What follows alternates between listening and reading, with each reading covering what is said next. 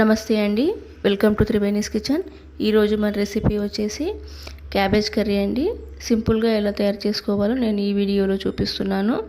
ముందుగా కావాల్సిన పదార్థాలు: కట్ చేసి పెట్టుకున్న క్యాబేజ్ ముక్కలు, పచ్చిమిర్చి, ఒక 5-6 కరివేపాకు, 1 టీ స్పూన్ ధనియాల పొడి.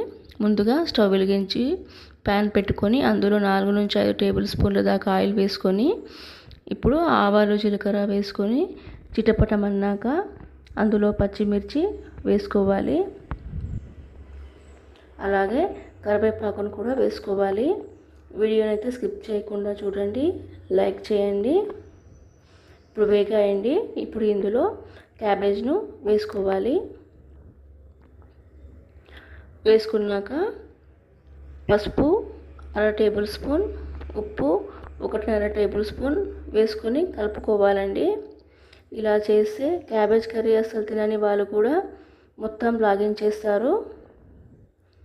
ఇలా కలుపుకున్నాక ఇప్పుడు 1 టేబుల్ స్పూన్ ధనియాల పొడిని కూడా వేసుకొని బాగా కలుపుకోవాలండి.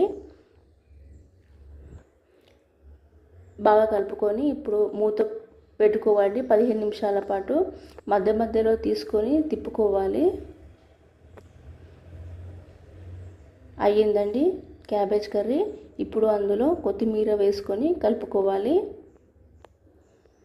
ఇప్పుడు ఒక బౌల్ తీసుకొని అందులో సర్వింగ్ చేస్తున్నాను.